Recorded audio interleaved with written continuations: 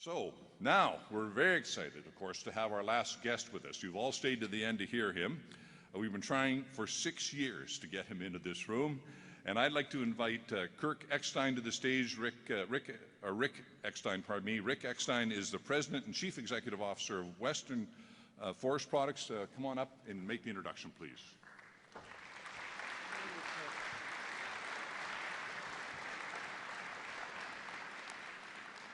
I've been called a lot of things, but never Kirk. Good afternoon. I'm a businessman and I'm a lumberman, and over the past 35 years, I've bought and sold lumber on just about every continent. And that's earned me a great deal of experiences and a few adventures.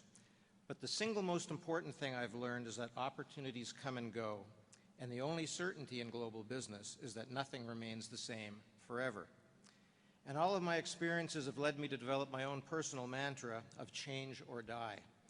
And I've learned that whether it's in my own business, in my relationships with my family, my children, or in politics, that mantra applies everywhere, every time, every day. A few weeks ago, I was elected chair of one of the North America's largest lumber associations, and one of my responsibilities is to write a monthly column to members. And I get to name the column whatever I want.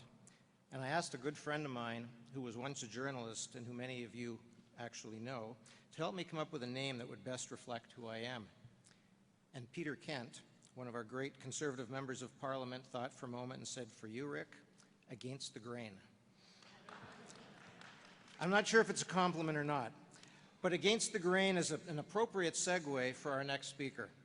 Mark Steyn is an international best-selling author, a top 41 recording artist. I had to actually Google that to make sure if it was correct, but a top 41 recording artist and a human rights activist. He has a history of criticizing the institutional media when he believes they have bent over too far backwards in the name of political correctness. He wrote articles and maintained a blog for Maclean's covering the business fraud trial of his friend Conrad Black, and he was never convinced that Mr. Black had committed a crime. And he believes that Europe is almost totally dominated by Islam, and that this is a reality that cannot be reversed. In 2007, a complaint was filed with the Ontario Human Rights Commission related to an article he wrote for Maclean's titled "The Future Belongs to Islam." Mark Steyn is an individual who knows what he believes, and he's certainly not afraid to go against the grain. I read a lot of Mark's articles, and because of his vast knowledge of the Muslim world and the conservative world, I asked him last night if I could set him up with two, maybe a little bit uncomfortable topics this afternoon, and he agreed. So here's topic number one. A few weeks ago, I traveled with the Prime Minister as part of his delegation to the State of Israel and the Kingdom of Jordan. And in Jordan, I took one of our cabinet ministers and a couple of our MPs out to dine with a couple of my old customers who both happen to be Christians. And in that part of the world, it takes about 2 minutes for the conversation to turn to politics. And one of our MPs asked my friend, "So what do you see this region looking like in 30 years?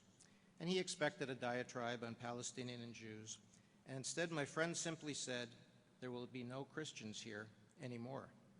He told us story after story of persecution of Christians in the Arab countries and said there are horror stories coming out of Syria of rebels, Muslim extremists, going into Christian villages, rounding up the inhabitants into the central squares and shooting them and burning them alive. I said, "Where's the world press on this?" And they didn't know. So the next day I recounted this story to some of our most senior elected officials, and they told me to believe the stories. So I talked to Mark about this last night, and I'd love to hear his comments about why the world isn't screaming. Topic number two is I heard a lot of facts that I didn't like this weekend. From Andre, I heard that people don't seem to call themselves as conservative as they once did, and that people think the Liberals can deal with the economy better than we can. And Andre noted that Canadians don't want to talk about marijuana, and yet every time I turn on my radio, I hear another paid ad by the Conservative Party suggesting that Mr. Trudeau is going to turn all our kids into marijuana addicts. And I heard that real conservative policies and real results are losing out to good hair. So as much as I enjoyed being at this conference, I didn't like a lot of what I heard about the state of the conservative movement. So Mr. Steyn, you're our last speaker. Please give all of us conservatives the facts of life. Are we in trouble? Is this the time to put up the big neon lights flashing change or die? Ladies and gentlemen, a strong conservative, a man who's not afraid to go against the grain, Mr. Mark Steyn.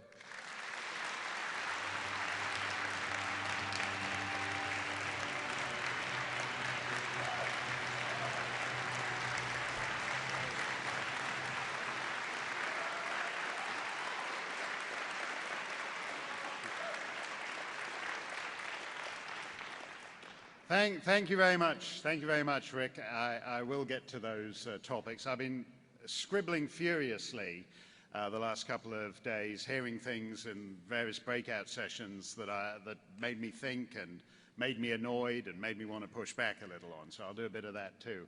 But I'm glad to be back in Ottawa. I was born in the Wellesley Hospital in Toronto. They've torn it down now. They didn't want to take any chance of that happening again. So, and so people ask me what it's like being back home and back in Ottawa, and it's emotional for me. I feel like Michael Ignatieff in the book he wrote to promote his Liberal leadership campaign, when he wrote those heartwarming words that I think meant so much to all of us, when he said that Canada is, quote, the place on earth that if I needed one, I would call home, unquote. Thanks. Actually, I believe Michael's first draft said Canada is the place on earth that if I ever needed a home would certainly be on the final shortlist of 5 or 6. But you know what these Liberals are like. They focus grouped it to within an inch of its life, and so was the other version he came up with. I've had a great time these last couple of days. I was in an elevator late last night with 2 former ministers of the Crown singing "Sometimes When We Touch, the Honesty's Too Much" to each other. I won't say who they are. Well, I might in the Q&A. I mean, it's not like we're on CPAC or anything. And it reminds me, I think, that there are some things that Canada does better than America, and I think post-political life is one of them. I love that Senator Brazeau is now the day manager of the Bear Facts Club.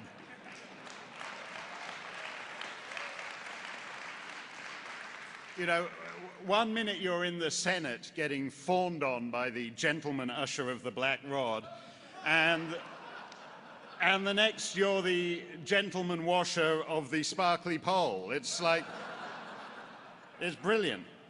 In Washington, on the rare occasions that senators cease being senators, they become big-time lobbyists, and more often they just stay there for 5, 6, 7 decades. Robert C. Byrd was a senator, I think until he was 112 or something like that. Everything, if you ever go to West Virginia, everything in West Virginia is named after him.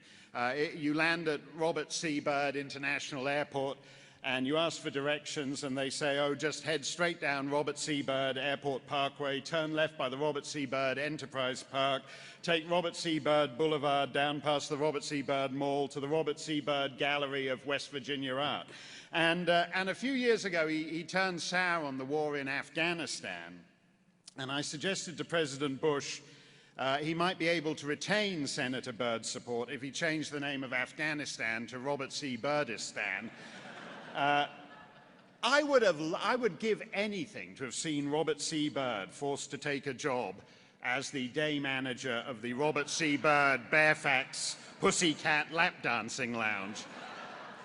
It was a great moment. So when people talk about Senate reform, we've had a lot of discussion about Senate reform the last couple of days. I can't be the only guy who thinks the least constitutionally problematic solution would just be to move all the senators into the Bearfax Club.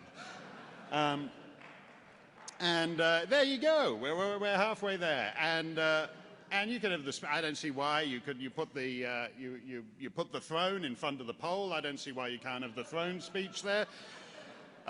You know, we've had a lot of attractive governors general over the years. Michaëlle Jean, if you recall, said in what I think was the most memorable soundbite of her term, at one point she said, "Let's face it, I'm totally hot."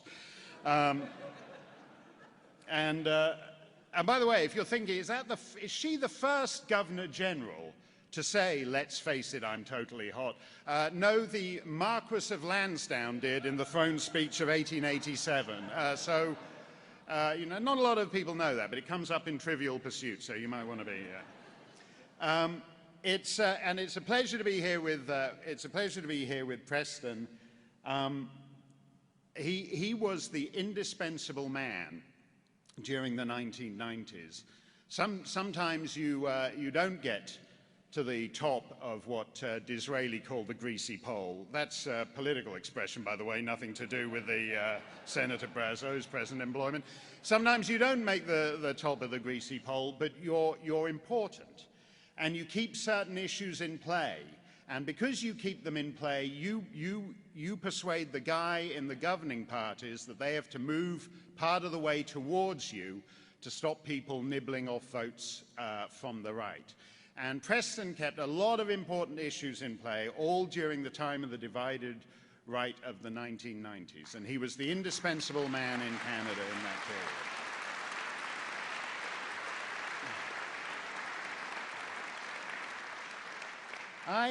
I want to talk today about an expression that came from Mrs. Thatcher, and is a very simple one. The facts of life are conservative.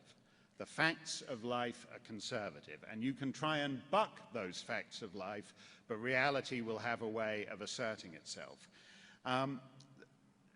The first fact, I think, deals with what's going on in our neighbor to the south.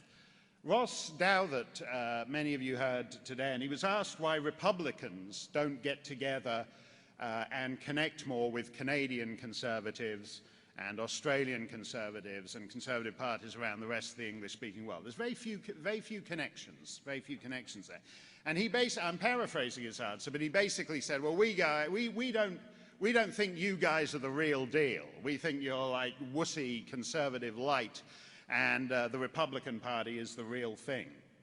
And I've heard that a lot in the United States. I had a disagreement with Professor Paul Ray of Hillsdale College at the time Obama was ramming through Obamacare and the stimulus and all the rest of it.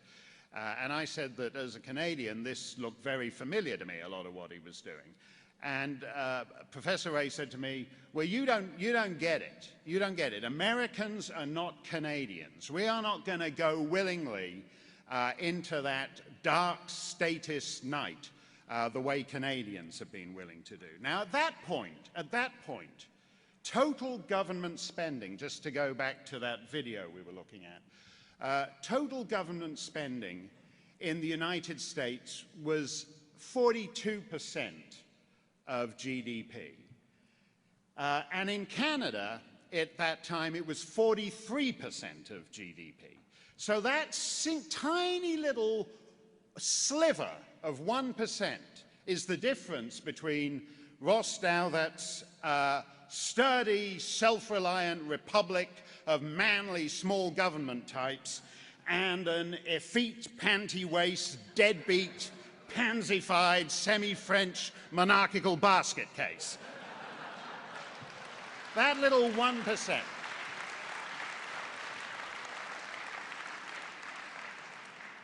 A year ago, when Professor Paul Ray and I had that argument, the percentages were actually this. Canada, 42-something%, we've gone down, and the United States, 45-something%. So sometimes a country's mythology outlives the reality. And I would humbly suggest to Ross and friends in the Republican Party that their mythology has outlived the reality of what has actually happened in the United States. If you take America's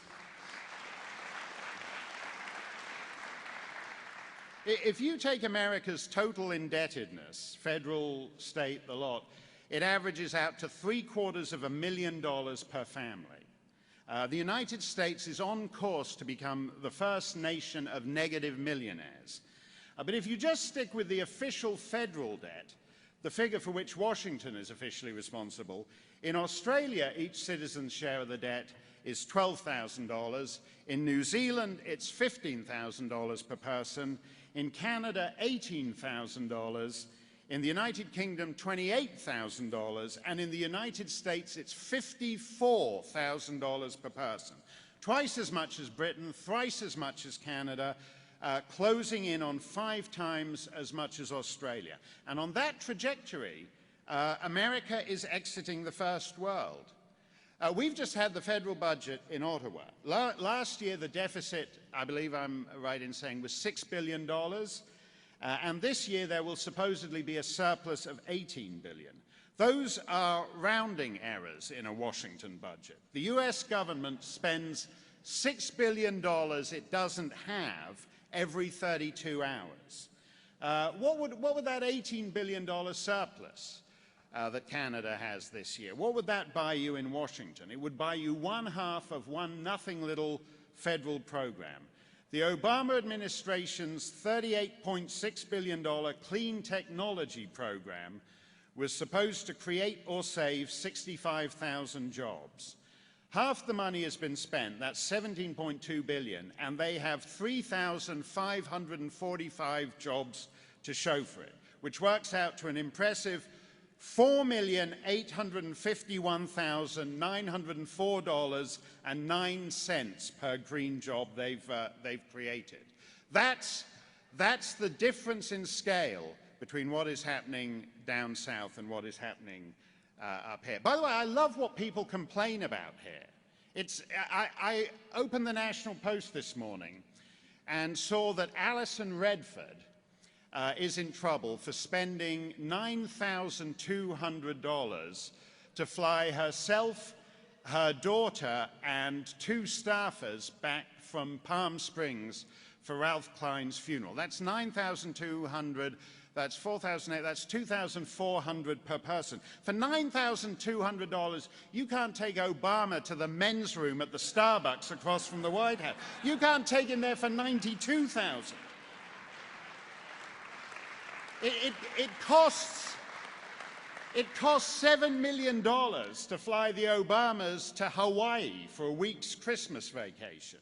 And I love the way, and people should never stop. I love it, a world where people complain about $9,000 of political expenditures.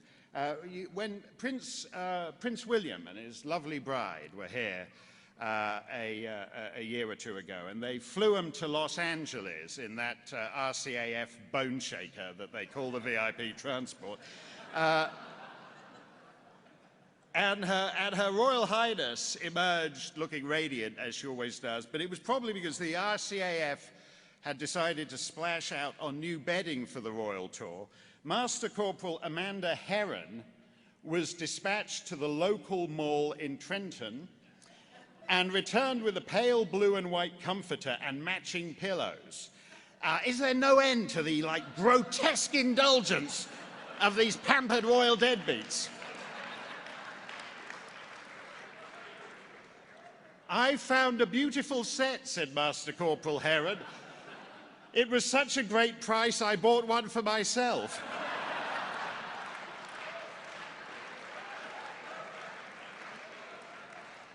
Don't ever lose that, because in Washington, both parties are part of the problem. In 2011, Obama's now entirely forgotten Deficit Commission produced a bipartisan report, melodramatically emblazoned the moment of truth, in which it proposed such convulsive course correction as raising the age of Social Security eligibility to 69 by the year 2075. If that's the best America can do, there isn't going to be a 2075, not for anything recognizable as the United States. And this gets to our first fact of life. When money drains, power drains. When a nation loses control of its finances, it loses control of its destiny. And when the global superpower loses control of its finances, then you're in a situation where what we think of as the free world, protected by the United States since 1950, is also in danger of losing control of its destiny. Chuck Hagel has just made an announcement that the United States is going to downsize its military to pre-1940 levels. If you'd taken a train across North America in 1938 and you just looked at the men in uniform at the stations you stopped at, you would have thought Canada was the military superpower on the North American continent in 1938. So the idea of the United States military shrinking back to pre-1940 standards is quite a significant move. The US accounts for over 40% of the world's military expenditures. And the Congressional Budget Office has predicted that by the end of this decade, America will be spending more on debt interest than on its military. In other words, not paying off your MasterCard at the end of the month, but just paying or making the minimum interest payment necessary to roll over the debt till next month. The cost of that will be more than the entire budget for the US military, which means they will be spending more on debt interest than China, Britain, France, Russia, Japan, Germany, Saudi Arabia, India, Italy, South Korea, Brazil, Australia, Spain, Turkey, Israel, and Canada spend on their militaries combined. So within a few years, US debt interest payments will be covering the entire cost of the Chinese armed forces. If they ever have a military showdown over Taiwan, Washington will be funding both sides of it. That's how crazy it is. When money drains, power drains. And for Canada, the biggest geopolitical challenge will be to figure out a way not to get sucked down that same drain if America proves incapable of serious course correction. And by the way, just to pick up the point that Rick was making, that is why we are seeing the ongoing religious cleansing of the Middle East, why Christian churches are being burned down, and why Christians are fleeing the Middle East. The Christian community in Iraq disappeared on America's watch. The last Christian church was raised in Afghanistan, I think, in 2011, on America's watch, because those guys have figured out that in the end, you can be the biggest spender on the planet, but if you don't have the will to enforce your way, you can be provoked with impunity. If you're in Singapore, or Australia, or Poland, or Israel, they'll tell you that the American moment, the post-Second World War order, is coming to an end. And they're making plans for the post-American world as best you can. If you're in Paris, they think that the 2-century Anglo-Saxon imperium from the British Empire to the American Republic, they see it like the Roman Empire and the Roman Republic as one continuous stream of history. They think that is now coming to an end. And in China, they think that a half-millennium perverse Anglo-European blip is coming to an end as the world returns to its natural Asian and more specifically Chinese domination. A year ago, I took my daughter to see Westminster Abbey, and we looked at the coronation chair, which features in like a big scene in the King's speech that she'd just seen. And it was commissioned by King Edward the Confessor in the year 1300 and has been used for every coronation since. And a chair that lasts 7 centuries is quite something. My daughter reminded me that when I treated myself to a self-assembly deluxe office chair from Office Depot and I self-assembled it, it de-self-assembled 72 hours later. So a chair that lasts 7 centuries is kind of impressive. You know, when that chair was built, the biggest cities in the world were Hangzhou, as we used to call it in China, and Nanking and Cairo in Egypt. And London was a muddy dump on a rain-sodden island off the edge of the map. And in 1215, when Magna Carta was signed in some nothing little meadow near Windsor Castle, the biggest cities were again Hangzhou and Constantinople and Merv in Turkmenistan. Anyone here from Merv today? Come on, give them a big hand, folks. Anyone? Nobody here from Merv? I can't believe that. I can't believe that. The Turkmenistan Merv was the most famous Merv in the world until Merv Griffin. In fact, I think they're the only 2 famous Mervs now I come to think about it. But once upon a time, Merv mattered, and then it didn't. And as the Turkmenistan Tourist Board would be the first to tell you, when you cease to be a part of the future, you also cease to be a part of the past because nobody cares anymore. Jason Kenney was talking yesterday about how our elites have a contempt for skilled labor. And so the presumption of how we raise our children is to divert more and more of them away from genuine primary wealth creation and say, well, why don't you just go to the University of Western Ontario and study transgender and colonialism studies for 6 years? If you swing by Carleton University and talk to a 7th-year human rights student, that's please.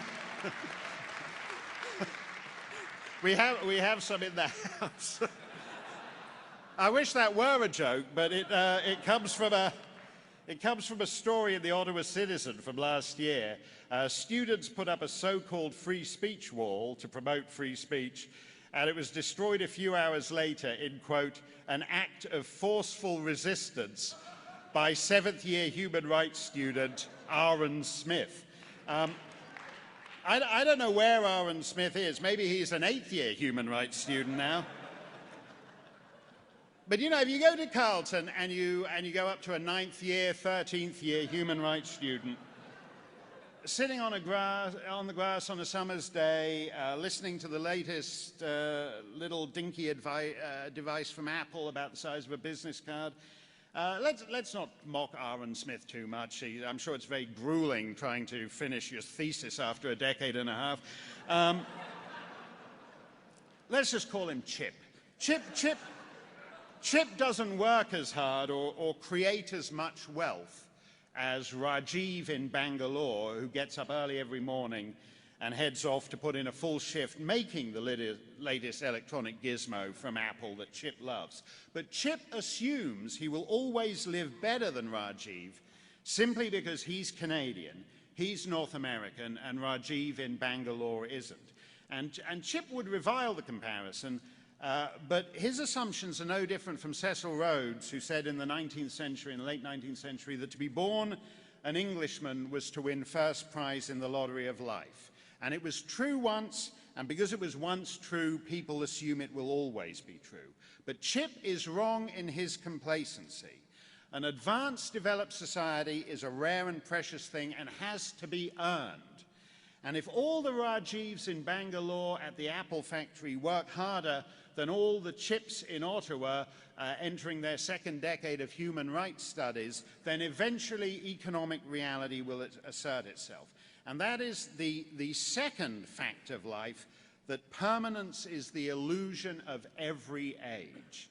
Everybody has thought, everybody from the Roman Empire to the British Empire has thought that what they had was permanent, and they had put themselves beyond the winds of history, and they have not. Another fact of life, you don't need a president for life if you've got a bureaucracy for life. The dictatorships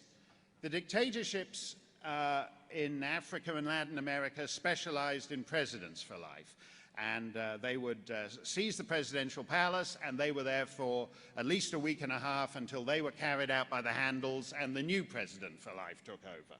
The Western world has found a different way, which is the bureaucracy for life. And I think that is a threat to liberty and a threat to representative government. You see it in Europe, you see it in the United States. California is broke. California's economy California has a population about the size of Canada's. It has a state government that, like many others in North America, is essentially a malign, self-dealing alliance between the political elite, the unionized bureaucracy, and a permanent dependency class. The California Occupational Safety and Health Standards Board has been trying to decide whether the pornographic movie industry should be subject to the same regulatory regime and hygiene procedures as hospitals, you know, with the surgical masks and the latex gloves, which would, I think, I'm not a connoisseur of pornography, but I think would look kind of odd in most of the admittedly rather underdeveloped plots that those movies hold them together. But anyway, they want the porn movie industry to be brought subject to the same health and hygiene regime as hospitals. Actually, for any Quebecers here, if you've ever been in one of those Quebec hospitals with the distinctive strain of C. difficile that La Belle Provence has managed to develop, you'll know it would make a lot more sense to require Quebec hospitals to bring themselves up to the same hygiene standards as a San Fernando Valley pornographic movie shoot.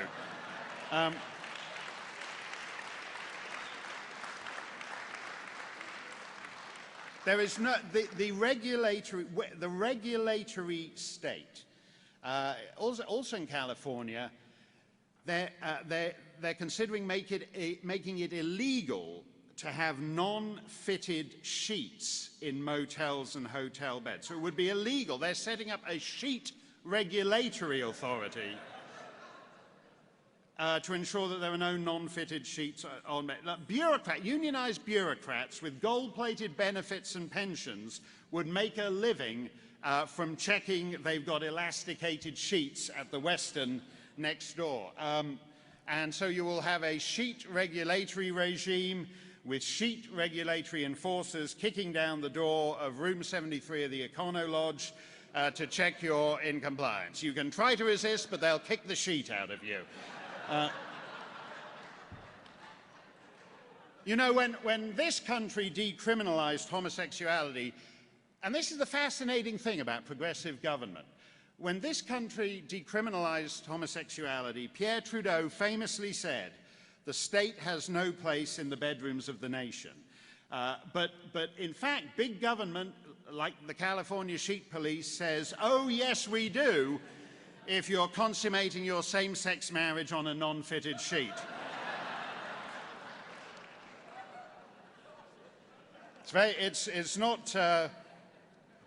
It's not good for business, you know. I was talking to a Ku Klux Klan guy, and they were going to hold a big national convention in San Diego, but then they said every Grand Kleagle would have to have an elasticated sheet, and it makes your redneck too red. It's it's not just about redistributing wealth or even redistributing liberty. It's something more basic than that. Basically, it's redistributing societal energy from the productive sector to the obstructive sector. And that is another fact of life, that big government makes small citizens. To be told you are not free to put a non-elasticated sheet on your bed is not a small loss. It's immense and profound in what it says about state power. And that is true for the people who regulate our lives, too. I was on the receiving end, not as Rick said, of just the Ontario Human Rights Commission, but of 3 separate human rights commissions in this country. Where do you go to vote out the HRC? Which polling station do you go to vote out whichever faceless bureaucrat at the RCMP banned that gun the other day? The left loves this stuff because it makes elections less and less important. You have, in a sense, a permanent one-party bureaucratic state in which occasionally a left-wing party will get knocked out of power, but the right-wing party that comes in is basically sitting in the pilot seat of a plane locked on the bureaucracy's automatic pilot. In English boys' boarding schools, the prefects used to give the boys in the first year tuppence halfpenny in those chilly, wintry, unheated schools to go and sit on the toilets and keep the seat warm until the prefect was ready to swan in and assume his rightful position. And the Liberal Party of Canada and other left-of-centre parties around the world understand that that is the basic function of right-of-centre parties when the Liberals are knocked out of office. You give the Conservatives tuppence halfpenny to go in and keep the seat of the one-party bureaucratic toilet warm until the left-of-centre party is ready to resume its place again. And it requires tremendous tremendous determination to do what Jason Kenney and other cabinet ministers have done over the last few years, to take meaningful, democratic, accountable control of even a tiny part of the permanent Hydra-headed bureaucracy. And as difficult as it is, yes.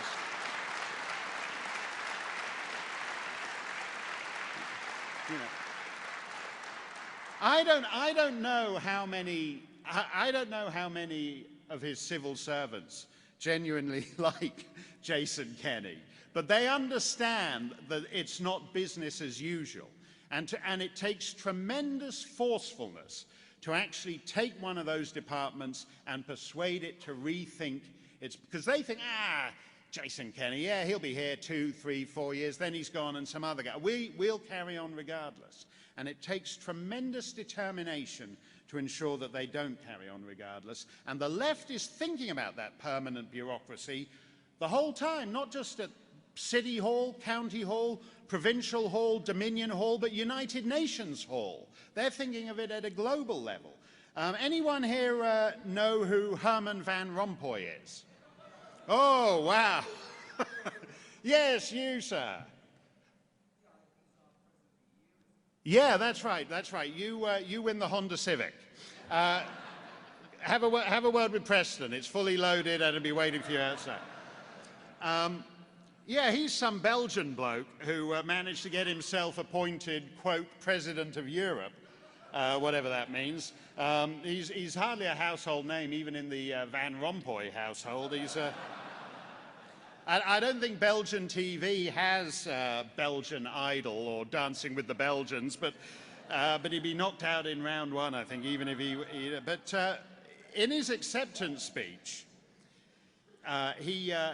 you know, so he's like, he basically got lucky. One minute he was an obscure Belgian, next minute he was an obscure Belgian with President of Europe printing it on his business card. You know, it could happen to anyone. But he declared, in his acceptance speech, he declared 2009 is the first year of global governance.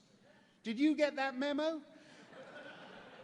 You know, if you don't like your local school, you can move to the next town. If you're sick of Quebec taxes, you can move to Saskatchewan. Where do you move to if you don't like global governance? What polling station do you go to vote that out?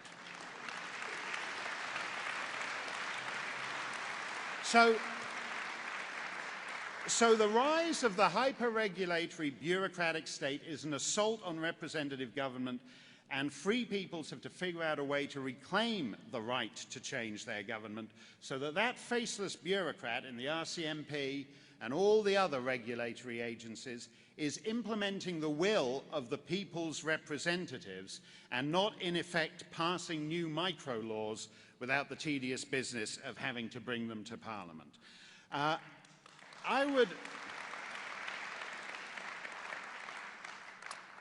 say another fact of life, the most consequential act of state ownership in the late 20th century Western world was not the nationalization of airlines or the nationalization of railways or the nationalization of healthcare, but the nationalization of the family. I owe that phrase to Professor Vaidyanathan at the Indian Institute of Management in Bangalore, which town I mentioned a few minutes ago. And he's a bit of a chippy post-imperialist, and he's nobody's idea of a right-winger, but he's absolutely right about this. It's the defining idea of our times. Once upon a time, ambitious leftists wanted to take control of the controlling heights of the economy. Steel, coal, cars, planes, banks, but it was such a disaster that it's been more or less abandoned. And instead, they did something which I think is far subtler, which is to embark on the nationalization of the family. The West has nationalized families over the last 60 years, writes Professor Vaidyanathan. Old age, ill health, single motherhood, everything is the responsibility of the state. And like any other nationalized industry, the nationalized family prioritizes more and more perks for its beneficiaries, it's unresponsive to market pressure, and it revels in declining productivity. Literally, I mean, the biggest structural defect, which again has been tangentially touched on here, the biggest structural defect in the Western world is its deathbed demography, the upside-down family tree. In Greece, 4 grandparents of 2 children have 1 grandchild. So the problem in Greece isn't fiscal. It's not an accounting issue. It's not a budget issue. It's way beyond that. Is it likely that 42 grandchildren are going to pay off the debts run up by 100 grandparents? Everybody knows the answer to that. The nationalized family doesn't save. Canada, for example, I said it had significantly lower levels of government debt than many other countries, but it has unhealthy levels of personal debt. Why should the nationalized family save? When the state pays for your retirement and your kids and your aged parents and your health care, what's to save for? You know, Edmund Burke talked about the little platoons. I've heard it quoted a couple of times at panels around here the last couple of days. And Alexis de Tocqueville put it slightly differently, that what matters are the mediating institutions between the citizen and the sovereign, local government, churches, charities, civic institutions, too many of which have been hacked away over the last 2 or 3 generations. But the most basic societal building block of all is the family. And another fact of life to that is that the great evil of welfare is not that it's a waste of money, but that it's a waste of people. When you have transgenerational, multi-generational welfare, when you have families where people don't work, where nobody has any memories of people working, and that goes on to 2, 3, 4 generations, that's the most appalling waste of people's lives. And that waste of lives is far more critical and a far worse evil than simply the waste of money involved. And I would say, as a final thought, that this is the most important fact of all. Culture trumps politics. Once every few years, you can persuade the electorate to go out and vote for a Conservative party. But if you want them to vote for Conservative government, you have to do the hard work of shifting the culture every day, 7 days a week, in all the years between elections. Because if the culture's liberal, if the schools are liberal, if the churches are liberal, if the hip, fashionable business elite is liberal, if the guys who make the movies and the pop songs are liberal, then electing a Conservative ministry isn't going to make a lot of difference. And nor should it, because in a free society, politics is the art of the possible.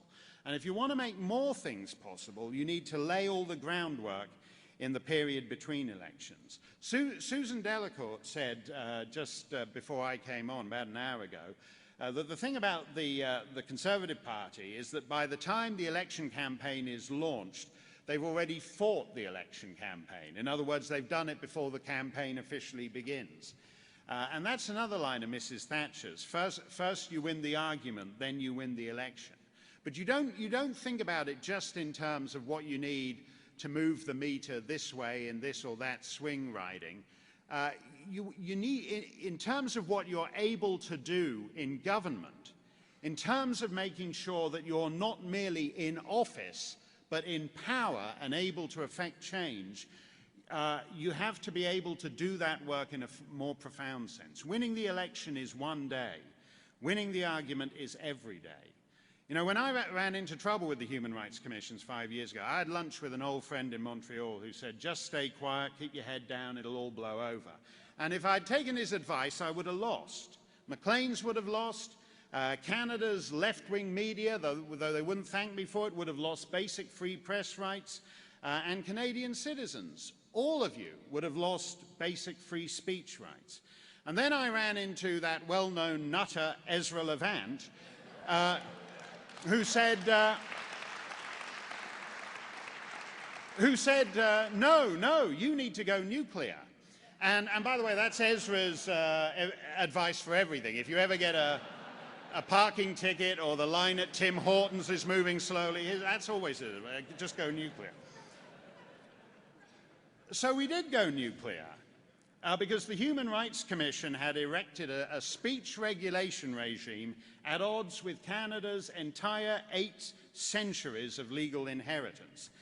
So Ezra and I decided to go Magna Carta on the Human Rights Commission's medieval ass. And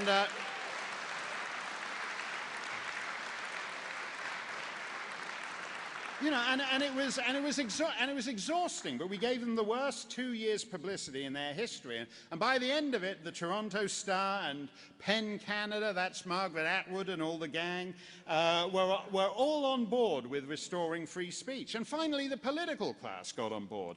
And after a somewhat tortured path through the Senate, last summer, a private member's bill received royal assent, and Section 13, Canada's disgusting censorship law, was finally abolished.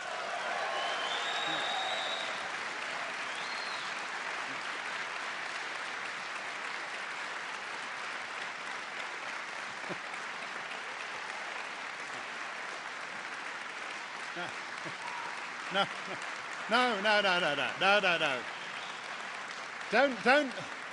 Don't do that, because the great lesson of that was just, for me as someone who has never fought a political campaign, never tried to get a bill through Parliament, the great lesson of that was that it took Ezra and me and a few others going bananas just to drag the great squishy center of conventional wisdom 1/2 inch in the direction of sanity. And the lesson you should learn from that is the great thing about being conservative, as opposed to being a left-winger who just wants to be in power and just wants the party to be in office. We're always dissatisfied. And we're right to be dissatisfied with our party, because it's never going to be enough. Because the lesson of that is the effort involved just in moving the meter one little tick on one tiny little issue. But that is how you have to do it in free societies. And you can't do it unless you're out there making the case in all the places where real people lead real lives. You know, the left say they want to save the planet. And the planet's fine. The planet will do okay. The planet will shrug us all off with nary a thought. You know, why not try saving your province? Try saving your county, saving your town, saving your school board. It's not as glamorous, but you might actually have a sporting chance of pulling it off. Nobody needs you to save the planet. And that is where the battle is fought. You know, conservatism is not a pinched, negative, cramped philosophy. We don't believe in big government. We don't believe in big bureaucracy, big regulatory enforcement. But we do believe in big freedoms, in big possibilities, in the biggest, richest civilizational inheritance in this planet's history.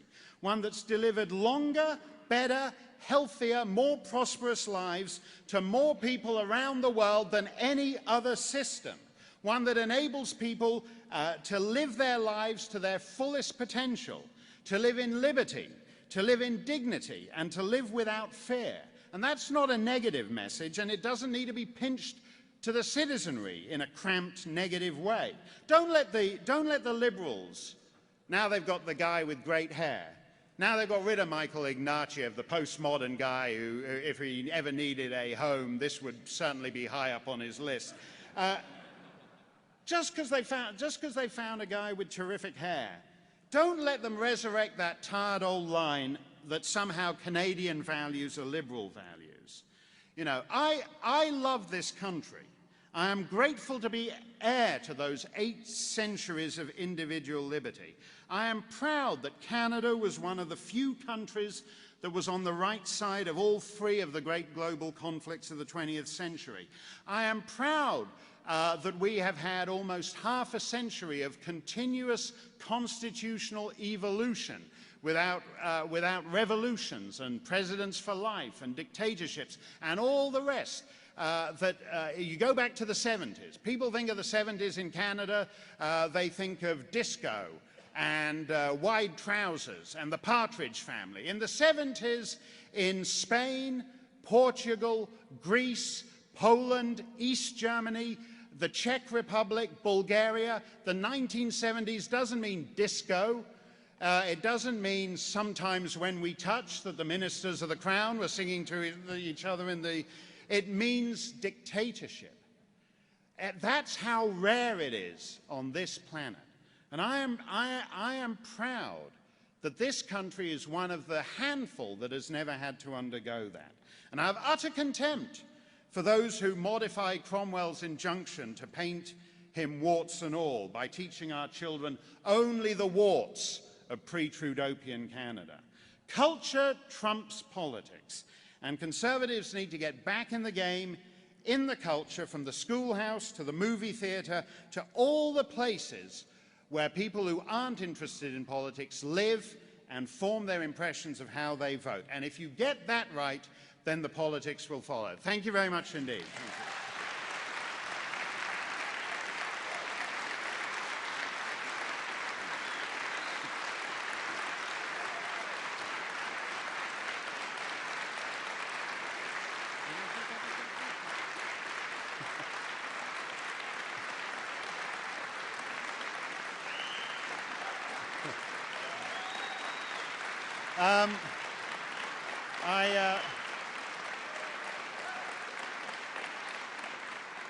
I'm told we've got time for a couple of questions or a rendition of Sometimes When We Touch. So, if you'd like to ask a question, I'd be honoured to take it.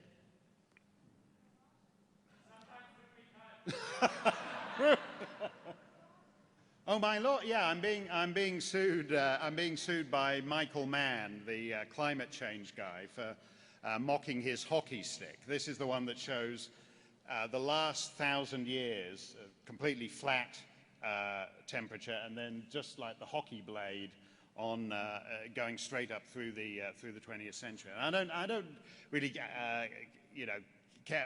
The scale of lawsuits in the United States. This is in D.C. Superior Court. Is so different. Ezra rang me up the other day. He said things had gone badly for him in an Ontario court, and it had cost him $7,500. And I said, yeah, cry me a river. The first year and a half of pointless litigation with this guy in Washington had cost $500,000. So the lesson there, I think, is again, don't let people set the parameters of the debates. Don't let people co-opt the language and make it easy to portray you as deniers on that. Any other questions? Yes. Hi there, sir. I'm a conservative, so I believe, Western civilization was a good thing. But, every now and again in kind of Western history, we've done things that haven't been great. And how do we talk about those as conservatives while saying that, our underlying values we believe in, Western civilization is good, but, some things that we've done in our history haven't always been great. Well, I think you acknowledge them honestly, but you don't distort the record. And the record is that that principles of liberty derive from a relatively narrow tradition around the world. And I'm not being Eurocentric in this particular instance, because continental countries have proved absolutely hopeless for the most part at reliably transferring them on from one generation to another. I forget what is the French, what republic of the French up to by now? Are they, they've had their second empires and third republic, fifth republic, I think they're at. It's the old Punch joke about the guy walks into the library and says, where can I find a copy of the French Constitution? And the librarian said, it's filed under periodicals. But we have our tradition. I mocked Mikhail Jean delivering the throne speech from Senator Brazeau's new place of employment. But all the things, when we criticize the Senate and people say, well, I don't see, why do we need a lieutenant governor in every province? When they're actually mocking a system that has been around so long, it has developed bits we find quaint and obsolescent and funny and like to laugh at and mock and sneer at. Do you know what a luxury that is in the world? That your system of government sticks around long enough for it to seem quaint and obsolete and cobwebbed. That is actually one of the great qualities of it. And the other thing I would say on that, which I absolutely reject, is the urge to somehow. There are millions of people around the world who know what it's like to fear the 3 a.m. knock on the door, who know what it's like to have the door kicked in, who know what it's like. Many people came to Canada because they know what it's like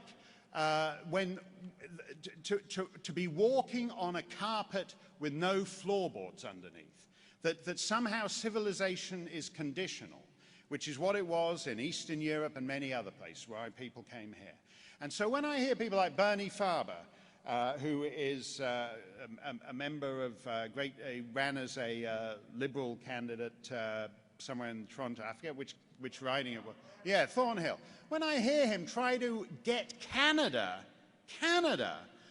made guilty of genocide for the way it treated its First Nations of people, there are millions of people, including Bernie Farber, who's apparently forgotten, who know what real genocide is. And it's absolutely disgusting that people have so little sense of proportion that they'd in effect attempt to move Canada into the same camp as some of the most evil regimes in history. And by the way, you know, Bernie Farber on his Twitter feed has the picture of him getting the Queen's Diamond Jubilee Medal, you know, which Ezra and I are not in any danger of being nominated for anytime soon. But I'll tell you something, if I ever was offered a Diamond Jubilee Medal, I wouldn't take it from a regime that's supposedly guilty of genocide. I don't get that. We have to learn, we have to be honest, and we have to maintain a sense of proportion about these things. Yes, you, sir.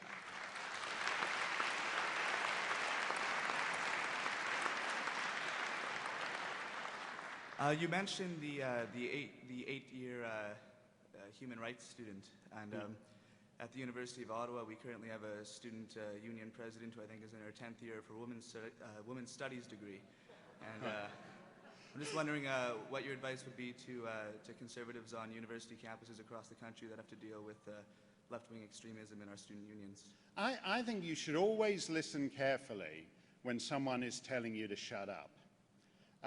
And you should. I have a degree of tolerance for all kinds of views. My friend and colleague Paul Wells was speaking earlier. Paul bashed me and mocked me and sneered at me and jeered at me in some big Maclean's call. I think that's fine. I disagree with Paul. I don't want to ban Paul. And the minute I was to say, well, I think Paul Wells should be banned, I would hope that Paul Wells would punch me in the kisser. Because if you're not allowed to discuss these things, then the only thing that's left is physical violence. You know, the pen is only mightier than the sword if you're allowed to use the pen. And at your university and at Kingston and at too many seats of institutions that are supposed to be open to honest inquiry, too many people say, no, you can't use the pen. And the minute free speech is not about drawing a line. I mean, that's what I had at the start of this thing. So, it's about where you draw the line. It's about balancing. It all sounds very Canadian. Oh, of course I'm in favor of free speech, but it's about where you draw the line. No, it's not. It's very easy. Free speech is for all the stuff you think should be on the other side of the line. It's for all the stuff you find offensive. It's for all the stuff you find grotesque. And that guy, who's the guy at Carleton who was basically the next prime minister in waiting for 20 minutes back in the 1990s when Chrétien had his Crown Prince of the Week thing going on? What was that guy? Which guy was it? Alan Rock.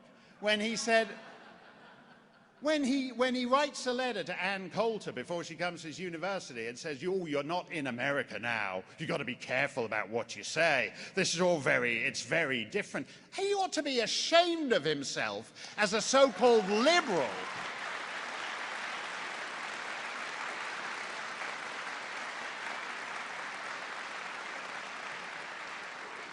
So when a prime minister in waiting circa 1997, like Alan Rock, tells you that, you say to him, do you want to step outside? Because when he tells you can't say anything, then saying, do you want to step outside is the only alternative. Thank you very much. I'll take one more question because we have to. Do I go? Yeah, you. Hello, Mr. Steyn. How are you doing today? I'm doing good, thanks. That was my question. Thank you. No, I'm That's just it. kidding. So you emphasized that there has to be a greater focus on like the local community, Right. which I actually greatly agree because everyone's always focusing on what's going around and they forget about what's like directly beside them. So in our globalized economy and just like in the world and how it's going, how can you focus on like what's your strategy for like focusing on like the community that's close and trying to deal with the globalized world as well? Well, I don't think you abandon one or the other, but the thing is, you can do it at the local level. You can get it done. You know, it actually, in my town in New Hampshire, a couple of towns over, a guy wanted to put a bridge was washed out, and they wanted to put up a new bridge. And somebody came through and said, well, you know, there's a new state bridge grant program where I think it was the 70-30 plan. You'd have to pay 30% of it, the state would pay 70%. And so they went in for that plan, and for 5 years the bridge wasn't built. And at that point, Obama introduced his stimulus, which meant that there was now an 80-20 federal-state bridge building program. So the town would be paying 30% of the state's 20%, and the feds would pay the rest of the bridge. So another 4 years went by, and the bridge still wasn't built, and the temporary bridge wore out.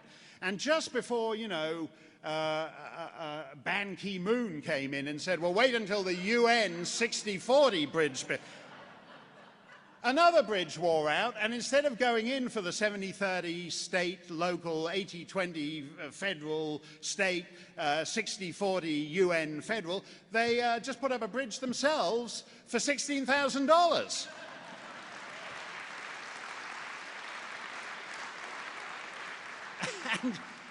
And believe it or not, you know, the first people who came to this continent did that all over the map. It wasn't regarded as a great achievement. They hacked their way into the wilderness, and they built towns, and they cleared land, and they built farms, and they built grist mills next to streams, and they built communities. And that's how you do it. Nobody gives you that little village or that little town. Those people hacked their way into the woods, and they built it themselves, and that's still the best advice. Thank you very much indeed.